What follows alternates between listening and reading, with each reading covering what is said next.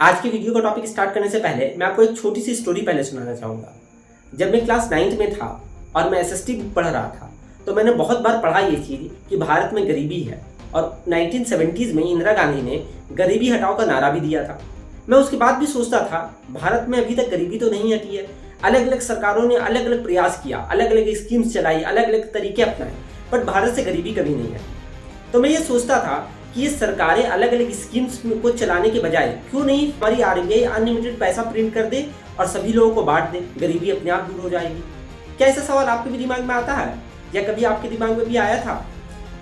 क्योंकि मेरे दिमाग में जो उस समय में ये आइडिया आया था, ये मुझे लगा ऐसा रिवोल्यूशनरी आइडिया है जो शायद किसी को नहीं आया होगा।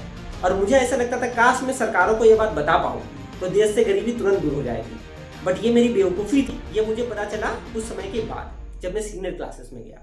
तो आखिर क्यों देश से गरीबी हटाने के लिए सरकारें मनी ही प्रिंट क्यों नहीं कर देती है और पैसा प्रिंट करके सभी लोगों को बांट क्यों नहीं देती है?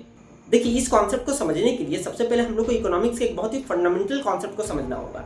हम लोग अपने रोजमर्रा की जिंदगी में भी देखते हैं कि जब भी किसी भी चीज़ की डिमांड बढ़ जाती है तो उसका प्राइस भी बढ़ जाता है, और जब भी उसकी डिमांड घट जाती है तो प्राइस भी घट जाता है। आज के दिन जो भी सामान हम लोग खरीदने जाते हैं, चाहे वो चावल हो, आटा हो, तेल हो या बड़ा आइटम समझ लीजिए मोबाइल हो, गाड़ी हो, वो सब इसलिए हमको वो प्राइस पे मिल रहे, वो डिमांड और सप्लाई की वजह से है।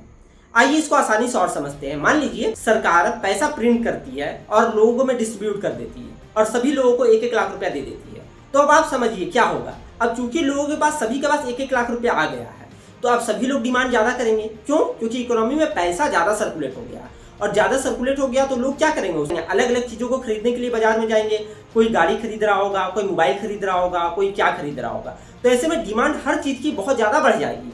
और एक बात याद रखिएगा, ये डिमांड बढ़ गई है क्योंकि इसको डिमांड को आर्टिफिशियली बढ़ाया गया है, क्योंकि सरकार ने पैसा प्रिंट करके बांटा है लोगों में, है ना। तो इससे क्या होगा, क्योंकि डिमांड बढ़ गया है तो अब आपको नहीं लगता उन सारी चीजों की प्राइसेस भी बढ़ जाएगी? ऑब्वियस सी बात है, प्राइसेस बढ़ जाएगी क्योंकि सप्लाई तो उतना आया ही नहीं है जितना डिमांड है।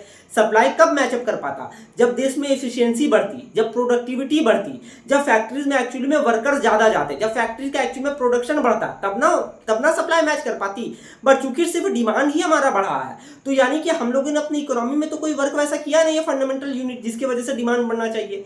ये डिमांड जो बढ़ा है वो इसलिए बढ़ पाया है क्योंकि सरकार ने एक्स्ट्रा मनी दे दिया पब्लिक के हाथ में। तो जिसकी वजह से हर फील्ड में आपको महंगाई देखने को मिलेगा, जिसकी वजह से परचेजिंग पावर ऑफ मनी जो बोला जाता है वो घट जाएगा। यानी कि जो चीज आपको पहले 100 रुपए में मिलता था, अब उसके लिए आपको 110 रुपया देना पड़ेगा, फिर कुछ समय बाद 120 रुपया देना पड़ेगा, कुछ समय के बाद 500 रुपया भी उस चीज के लिए आपको देना पड़ेगा। क्यों?